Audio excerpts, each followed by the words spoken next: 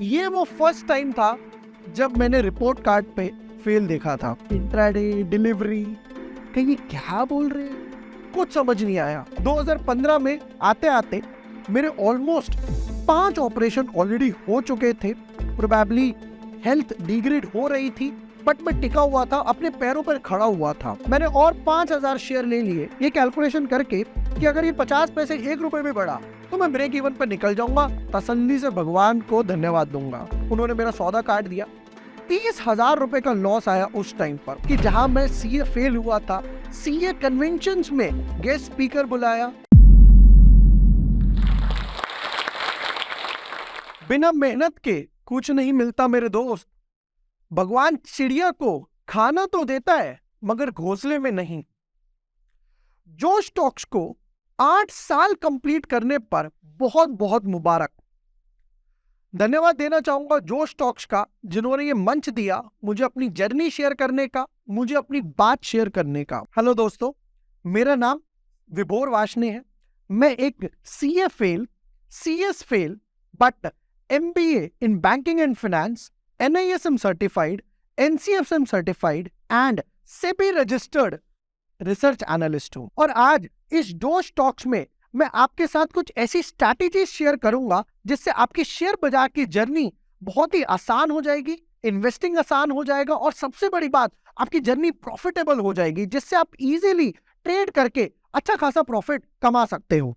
DU, Delhi university, वहां पर admission मिला। मैंने एडमिशन लिया, पढ़ाई स्टार्ट करी, और बट पढ़ाई कुछ समझ नहीं आ रही थी। वो ही किताबों में लिखा हुआ है, वो ही हम पढ़ते जा रहे हैं, कुछ प्रैक्टिकल नॉलेज नहीं थी, जिसकी वजह से मैंने 1-1.5 हफ्ते बाद ही कॉलेज से ड्रॉप कर दिया। काफी लोगों ने बोला, अरे यार डीयू कितने लोगों को नहीं मिलता है, नॉर्थ कैंपस नहीं मिलता है, तुम्हें मिला, ड्रॉप कर दिया वगैरह वगैरह। बट मैंने सिर्फ उस टाइम दिल की सुनी। अब आगे ये नहीं समझ आ रहा था आगे क्या करना है। उस टाइम मैंने सीए में एंट्री ली, एंट्रेंस दिया, क्लियर हुआ। फिर मैं आईपीसी यानी सेकंड लेवल की तैयारी करने लगा। अब आईपीसी की तैयारी करते करते करते करते 9 महीने बीत गए, एग्जाम्स दिए, हर बार की तरह एक्सपेक्ट कर रहा था अच्छा रिजल्ट आएगा। और प्रोबेबली ये वो फर्स्ट टाइम था जब मैंने रिपोर्ट कार्ड पे फेल देखा था। शैटर्ड, ऐसा लग रहा था कि सब टूट गया, समझ ही नहीं आया एक फेल ये क्या होता है, जहां पर आप टॉप टॉप टॉप करते आ रहे हो, एकदम से फेल। ऐसा लग रहा था आसमान से कूद के सीधा जमीन पर आ गिरे। परेशान था, मैं अपने रूम में गया, लाइट बंद करी और सो गया। मेरी मम्मी पूछने लगी, मुझे आज भी याद है अच्छे से, जुलाई की बात है, जुलाई 2013 के आसपास की। तो मम्मी पूछने लगी कि अरे रिजल्ट आने वाला था, क्या हुआ उसका? मैंने कहा हाँ वो नहीं हुआ, फेल हो गया। मम्मी कहने लगी अरे दरवाजा खोल। मैंने कहा अरे मैं परेशान हूँ, सोने दो मुझे। मम्मी कहने लगी नहीं तू दरवाजा खोल। मेरी मम्मी को लग रहा था मैं सुसाइड करने वाला हूँ। मैंने कहा अरे मैं इतना कमजोर नहीं हूँ, परेशान हूँ, कमजोर नहीं हूँ, सोने दो थोड़ी देर। फिर भी एक माँ तो माँ होती है, उन्होंने दरवाजा खुलवाकर ही माना और दरवाजा खोला, मुझे चुप कराया। आगे का अब समझ नहीं आ रहा था क्या करना है। और उससे भी वर्स्ट पार्ट ये था कि मेरे दोस्तों का सबका क्लियर हो गया था। उसके बाद मैंने दोबारा अटेम्प्ट दिया एंड अगेन फेल। तो ये तो समझ आ गया था कि CA is not my cup of T, कि ये मुझसे तो बिल्कुल नहीं होगा। फिर मैंने सीएस में एंट्री ली, कंपनी सेक्रेटरी। मैंने फर्स्ट लेवल क्लियर करा, सेकंड लेवल क्लियर करा, मैं फाइनल्स तक पहुंचा। आगे बढ़ते बढ़ते अब मुझे हेल्थ इश्यूज होने लगे। 2013-2014 के आसपास मुझे हेल्थ इश्यूज होने लगे, और वो हेल्थ इश्यूज इतने डिग्रेडिंग थे कि वो सिर्फ सर्जरी से ही ठीक हो सकते थे। Stones, kidney stones, renal stones बार बार होने लगे, हर 6 महीने में ऑपरेशन, हर 6 महीने ऑपरेशन, जिसकी वजह से मैं पढ़ाई पे भी फोकस नहीं कर पा रहा था। बट जैसे कहते हैं ना, जहां भगवान चाहता है कि आप पहुंचो, वो रास्ता अपने आप आपको मिल जाएगा। तब उस टाइम मेरे दोस्त ने कहा कि स्टॉक मार्केट में काम कर सकते हो, आप घर पे बैठ के भी इन्वेस्टमेंट कर सकते हो, प्रॉफिट्स लॉसेस देख सकते हो। मैंने कहा ठीक है। मैंने 2014 में एक डीमैट अकाउंट ओपन किया, और उस टाइम मुझे कोई कुछ ये जो टर्मिनोलॉजीज होती हैं, टर्म्स होती है, इंट्राडे, डिलीवरी, कहीं ये क्या बोल रहे हैं, कुछ समझ नहीं आया। धीरे धीरे धीरे धीरे समझ आने लगा। बैक इन दोज डेज तब तो ट्विटर या यूट्यूब पे भी लोग आते थे, तो प्रोबेबली मूवीज देखने, वीडियोस, सॉन्ग्स वगैरह के लिए आते थे। और उस टाइम तो इंटरनेट भी इतना कॉस्टली था कि सोचना पड़ता था कि सर्फ क्या करूं, क्या सर्फ नहीं करूं। बट नेवरलेस, बट मुझे एक बात पता थी कि मैं जितना इसको टाइम दूंगा और समझ के करूंगा, वो चीज लाइफ लॉन्ग मेरे साथ रहेगी। 2014 में मैंने सिर्फ लर्निंग पे फोकस करा, इक्विटी पे फोकस करा कि इक्विटी है क्या, ट्रेड कैसे करते हैं, ग्रुप्स क्या है, वोलेटिलिटी क्या है, सिर्फ इस बात पे। 2015 में आते आते मेरे ऑलमोस्ट 5 ऑपरेशन ऑलरेडी हो चुके थे। प्रोबेबली हेल्थ डिग्रेड हो रही थी, बट मैं टिका हुआ था, अपने पैरों पर खड़ा हुआ था। 2015 में एक ऐसी लर्निंग मिली जो जिंदगी भर मेरे साथ रहेगी, और वो गलती मैंने कभी दोबारा नहीं करी, जिसकी वजह से मुझे बहुत सारा फायदा मिला। 2015 में स्पाइसजेट एक टर्बुलेंस से गुजर रहा था। उस टाइम पे लेट राकेश झुंझुनवाला ने उसमें एक अच्छी खासी इन्वेस्टमेंट करी। आरजे ने फोन करा और उन्होंने 75 लाख शेयर बाय करे, प्रोबेबली कुछ 12-13 रुपए के आसपास। स्टॉक ऊपर जाने लगा, आरजे का नाम आया तो प्रोबेबली स्टॉक तो ऊपर जाना ही था। देखा देखी मैंने भी स्टॉक में 500 शेयर बाय कर लिए। स्टॉक नीचे आने लगा, 2 दिन बाद 3 दिन बाद स्टॉक नीचे आने लगा। एंड आई वाज लाइक, यार ये हुआ क्या? यार आरजे ने बाय करा है, ऊपर तो जाना चाहिए, बट ये ऊपर नहीं जा रहा था, नीचे आया। मैंने और कैलकुलेशन करके कि अगर इतने खरीदूंगा तो इतने पर 1 रुपए बढ़ जाए, 2 रुपए बढ़ जाए तो ब्रेक इवन आ जाएगा, थोड़ा सा प्रॉफिट आ जाएगा।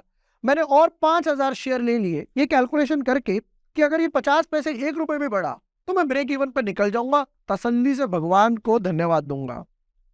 अब मेरे पास 55 शेयर हो गए, और जिसे कहते हैं ना किस्मत, वो 1 रुपया भी नहीं बढ़ा। अब बिल्कुल समझ नहीं आया करना क्या है। ब्रोकर का फोन आया कि भाई 5 दिन हो गए। उन दिनों 5-7 दिन के लिए आराम से मार्जिन मिलता था, अच्छा खासा मार्जिन मिलता था। तो ब्रोकर का फोन आया, इसका क्या करना है? मैंने कहा पैसे तो नहीं है, निकाल दो इसको, और क्या कर सकते हैं। काट दिया, उन्होंने मेरा सौदा काट दिया। 30,000 रुपए का लॉस आया उस टाइम पर। उस टाइम पे 30,000 रुपए, it was like a good amount of capital for me. उसके बाद अब समझ नहीं आया कि यार आरजे ने बाय करा, पर गलती कहाँ हुई ये नहीं समझ आया।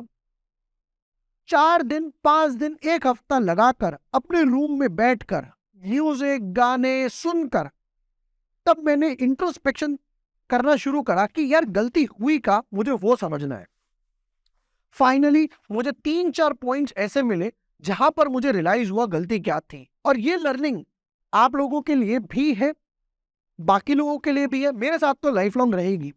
सबसे पहली गलती, आरजे ने पूरी रिसर्च करके बाय करा कि स्पाइसजेट आगे क्या करेगा, प्लान्स क्या है, वगैरह वगैरह। मैंने आरजे को देखकर बाय करा। उससे भी सबसे बड़ी बात, मुझे नहीं पता आरजे ने अपनी कैपिटल का कितना पार्ट डाला, 2%, 4%, 5%, 10%। मैंने तो ओवर ट्रेडिंग कर ली ब्रोकर से लीवरेज लेकर। उससे भी सबसे बड़ी बात, आरजे ने खेला टेस्ट मैच, उसके बाद स्पाइसजेट 100 रुपए, 120 रुपए भी गया। मैंने आरजे का टेस्ट मैच देखकर T20 खेलने का ट्राई करा, 2-4 दिन में कुछ प्रॉफिट कमा लूं।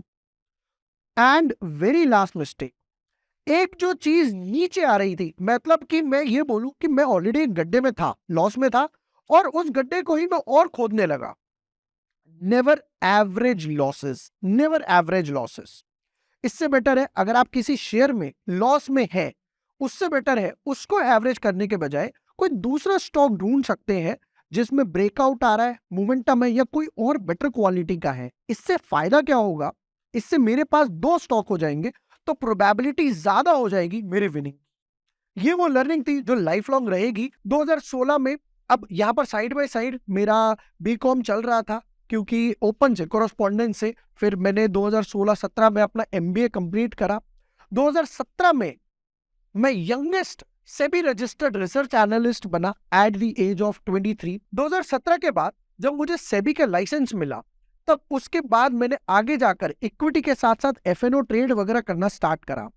अब क्वेश्चन ये आता है कि जो मैंने बोला कि मैं लर्निंग तो दूंगा, एक लर्निंग दे दी, बट उससे भी इंपॉर्टेंट बात ये प्रोसेस क्या था, कि जिस प्रोसेस से आज हम यहां पर पहुंचे हैं वो मोस्ट इंपॉर्टेंट बात है, वो आज की जो स्टॉक का हाईलाइटेड पिन पॉइंट है।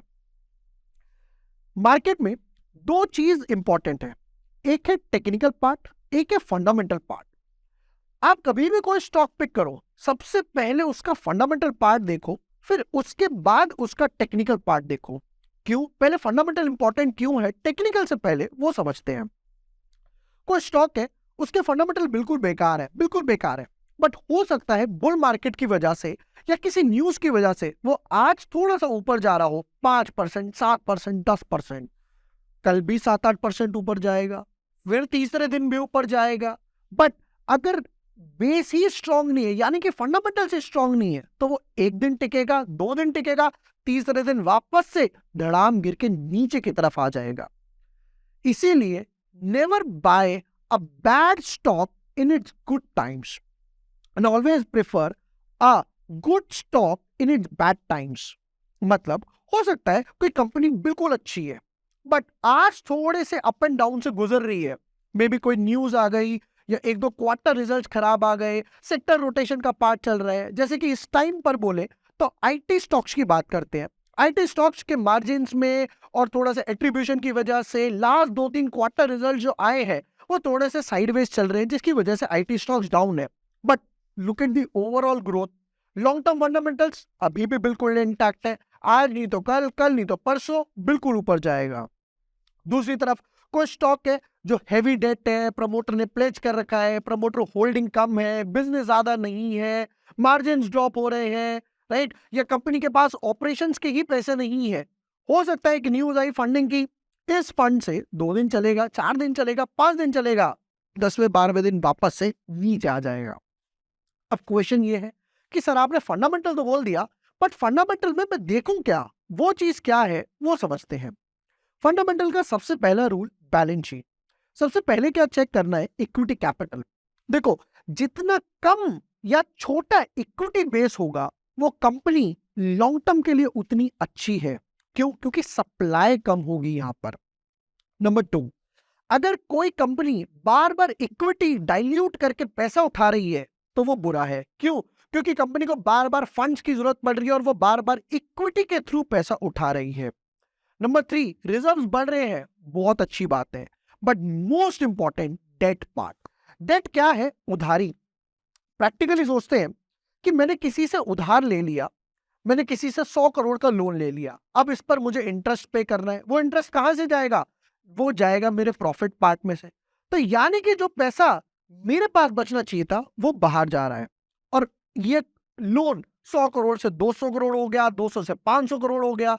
तो पहले इंटरेस्ट जा रहा था 8-10 करोड़, फिर जाएगा 15 करोड़, फिर जाएगा 50 करोड़। तो प्रॉफिट का तो सारा पार्ट डेट में जा रहा है। अगर डेट रिजर्व से 2 टाइम्स है तो समझ जाओ ये कंपनी लूप में फंसने वाली है, डेट के साइक्लोन में फंसने वाली है, लोन के। कुछ कंपनी जैसे कि HEDIL, यूनिटेक, जेपी, अनिल अंबानी ग्रुप, इन सब में कॉमन क्या था? वो था डेट। वोडाफोन, इन्होंने डेट इतना पाइल अप कर लिया और उसको प्रॉपरली मैनेज नहीं कर पाए कि जेट एयरवेज, कि जिनकी वजह से डेट बढ़ता गया, बढ़ता गया, बढ़ता गया, और वो एक ऐसे पार्ट पर आ गया कि जहां पर कंपनी इंटरेस्ट भी पे नहीं कर पा रही, बैक टू बैक डिफॉल्ट होते जा रहे थे। इसलिए डेट सबसे इंपॉर्टेंट है। फंडामेंटल्स में 50% पार्ट ऑलरेडी हो गया। एक कंपनी में अभी क्या हुआ, आज क्या हो रहा है, उससे भी सबसे इंपॉर्टेंट बात कि आगे क्या होगा, एक दिन, एक हफ्ता, एक महीने बाद क्या होगा, एक साल बाद क्या होगा, या इवन एक 10 साल का विजन क्या है, वो सिर्फ प्रमोटर को पता है कि आगे क्या होने वाला है। ठीक है, तो प्रमोटर की होल्डिंग्स जितनी ज्यादा होगी वो उतना बढ़िया है मेरे लिए। क्यों? क्योंकि सबसे ज्यादा तो उसे ही पता है आगे क्या होने वाला है। यानी कि प्रमोटर की होल्डिंग 70 to 75% है, बहुत बढ़िया। 60-65 है, वेल एंड गुड। 50 भी है, ओके, गुड टू गो, काम चलाओ है। उसके बाद आते हैं FII, DII, म्यूचुअल फंड्स, इनकी होल्डिंग्स पर नजर रखी जाए। और लास्ट में बचता है रिटेल वाला पार्ट। अब ये जो रिटेल वाला पार्ट है ये क्रिएट करता है फ्री फ्लोट। अब इस चीज को ध्यान से समझते हैं, जितना कम फ्री फ्लोट होगा उतना स्टॉक बढ़िया है, क्योंकि रिटेल वालों के पास जितना कम होगा यानी स्टॉक में उतनी मूवमेंट डाउन साइड की कम आएगी। यानी कि लेट्स एग्जांपल लेते हैं, अडानी के स्टॉक्स की बात करते हैं। कई लोग बोलते हैं कि अडानी के स्टॉक्स भागे ही जा रहे हैं, डेफिनेटली, बट उसका रीजन क्या है? अडानी एंटरप्राइज में फ्री फ्लोट सिर्फ 1% के आसपास है, अडानी गैस में 1.5% के आसपास है, बाकी सारा कहाँ है? LIC, mutual funds, FII, promoter holdings, DII, इन सब के पास है। दूसरा एक स्टॉक का एग्जांपल लेते हैं, जैसे कि वरुण बेवरेज। वरुण बेवरेज जो इंडिया में पेप्सी और लिप्टन, आइस टी, इन सबको सप्लाई करता है, मैन्युफैक्चर करता है। अब यहां पर क्या हुआ, वरुण बेवरेज का फ्री फ्लोट सिर्फ 3 से 4% के आसपास है। तो जितना मार्केट में सप्लाई कम हो गया, सप्लाई यहाँ है, डिमांड यहाँ है, तो ऑटोमेटिकली प्राइस ऊपर की तरफ जाएगा। तो हमें चेक करना है promoter holdings plus FII plus DII, अगर ये कहीं जाके 85-90% भी बन रहा है, वेल एंड गुड इनफ, बहुत अच्छी बात है, ठीक है। प्रमोटर होल्डिंग्स बढ़ा रहे हैं, बहुत अच्छी बात है। FII DII ऐड कर रहे हैं, बहुत अच्छी बात है। रिटेल की होल्डिंग जितनी कम है वो उतना अच्छा है। अगर आप इस बार टाइम देखोगे, ITC में रिटेल वालों का अच्छा खासा है, वोडाफोन में अच्छा खासा है, यस बैंक में तो सबके पास डीमैट में पड़ा हुआ है, मेरे पास भी पड़ा हुआ है। तो यही एक रीजन है कि ये स्टॉक ऊपर की तरफ नहीं जा पा रहे। अब ये जो पार्ट था ये मैंने सीखा, समझा कि अच्छा लॉन्ग टर्म में फंडामेंटल्स ये काम करता है कि जितना पब्लिक के पास कम है ये लंबा गेम चलेगा, ठीक है। इसी तरीके से मैंने कुछ कुछ ऐसे स्टॉक्स भी लिए जिनमें फ्री फ्लोट 2% 4% के आसपास था, ₹2 के आसपास लिया था मैंने, कुछ 2017 के आसपास, 2016 के आसपास आई शुड से। अभी वो स्टॉक ₹100 तक टच कर गया, क्योंकि सप्लाई नहीं थी, फंडामेंटल्स अच्छे थे, धीरे धीरे धीरे धीरे चलता चला गया। वापस आते हैं दूसरी बात में, विंदी ऑर्गेनिक्स देख सकते हो, फाइन ऑर्गेनिक्स देख सकते हो। ये स्टॉक ऐसे हैं जिनकी प्रमोटर होल्डिंग्स अच्छी है और ये आगे चलकर अच्छा चलेंगे। क्यों? क्योंकि FII DII ये बिलीव कर रहे हैं कि इनके बिजनेस अच्छा है तो हम बाय करके होल्ड करें, buy sell buy sell buy sell नहीं करें। फंडामेंटल्स देख लिए, समझ आ गया। अब क्वेश्चन है स्टॉक कैसे पिक किया जाए। अब गेम आता है टेक्निकल्स का, कि अगर टेक्निकल्स के पार्ट में, टेक्निकल मैंने देख लिया, समझ आ गया कि टेक्निकल क्या है। देखो, एक स्टॉक में 3 पार्टिसिपेंट हो सकते हैं apart from promoter, FII DII और रिटेल वाले, या फिर म्यूचुअल फंड्स ले लेते हैं, या फिर कुछ लोग जो रिटेल कैटेगरी में है बट डेली बाय सेल नहीं करते। एक स्टॉक में रिटेल वाले पार्टिसिपेंट्स 1%, 2%, 4%, 5%, 7% का मूव ला सकते हैं, इससे ज्यादा नहीं ला सकते रिटेल वाले, ठीक है। तो प्रैक्टिकली सोचो, एक स्टॉक अगर ऊपर की तरफ जा रहा है, बैक टू बैक ऊपर जा रहा है, स्टॉक का प्राइस था 100, अगले हफ्ते हो गया 105, 2 हफ्ते बाद हो गया 120, 1-2 महीने बाद हो गया 130, तो ये तो क्लियर है कि कोई इसमें अच्छी खासी बाइंग कर रहा है, तभी स्टॉक ऊपर की तरफ जा रहा है। रिटेल वाले क्या करेंगे, 100 पे लेंगे, 105, 110 के आसपास निकलने का ट्राई करेंगे, राइट, ठीक है। अब इसको बोलते हैं higher high, higher high higher low. अगर कोई stock higher high higher low बना रहा है तो दैट मींस कि FII DII या म्यूचुअल फंड या कोई प्राइवेट प्लेयर बाय करने में इंटरेस्टेड है, महंगे से महंगा। और प्रैक्टिकली सोचो, महंगे से महंगा क्यों बाय करेगा? यानी कि स्टॉक वो एक्सपेक्ट कर रहा है और ऊपर की तरफ जा सकता है, उसके पास कोई न्यूज है प्रोबेबली, या एक्सपेक्टेशन है अच्छे क्वार्टर्स की, रिजल्ट्स की, मार्जिन्स की, बिजनेस ऑपरेशंस की। दूसरी तरफ इसका बिल्कुल ऑपोजिट, लोअर लो।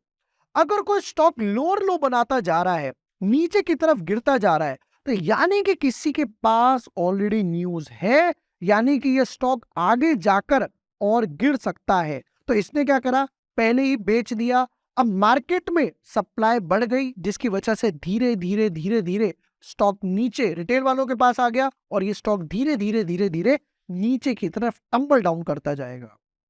वरुण बेवरेजेस हाइयर हाई बना रहा है, फंडामेंटल्स इंटैक्ट है, बहुत बढ़िया बात है, दोनों चेक हुए हमारे।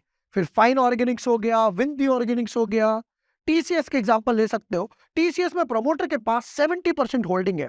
TCS ने अच्छी खासी वेल्थ क्रिएट करी, क्यों? क्योंकि फ्री फ्लोट पब्लिक का, रिटेल वालों का सिर्फ 4% के आसपास है। ये वो चीज थी जिनसे मैंने सीखा कि कहां पर क्या चीज चल रही है, टेक्निकल पार्ट क्या है, फंडामेंटल पार्ट क्या है, और यही चीज मैंने आगे भी नॉलेज के लिए इम्पार्ट करी। मैं खुद भी आज सीखता हूं, प्रैक्टिस करता हूं और आगे वही सिखाता हूं। जहां मेरी जर्नी, मैंने जैसे बताया, 30,000 के लॉस से थी, वो आज पोर्टफोलियो करोड़ों का हो चुका है। 2021 चला, 2022 चला। 2021 में मुझे CNBC आवाज की तरफ से एक कॉन्टेस्ट में पार्ट लेने का मौका मिला और मुझे अच्छे से याद है, सितंबर के आसपास की बात है। उस गेम शो में 3 लोग थे और मैं थर्ड आया और मेरे नेगेटिव रिटर्न्स थे, कुछ 2-3% आसपास मेरा नेगेटिव था। बाकी 2 जो मेरे को पार्टिसिपेंट्स थे उनके अच्छे खासे रिजल्ट आए, पॉजिटिव रिजल्ट आए और काफी लोग हंसने लगे, अरे तुम्हें कुछ नहीं आता वगैरह वगैरह। बट मैंने हार नहीं मानी, मैंने वापस से उसमें पार्ट लिया। अब की बार मैं सेकंड आया, फिर वापस से मैंने पार्ट लिया, 1-2 महीने बाद मैं वापस से सेकंड आया, फिर उसके बाद मैंने पार्ट लिया, first first first first first 6 बार लगातार मैं उस कॉन्टेस्ट का विनर मिला। ईटी नाउ स्वदेश में गेस्ट पैनलिस्ट बनने का मौका मिला।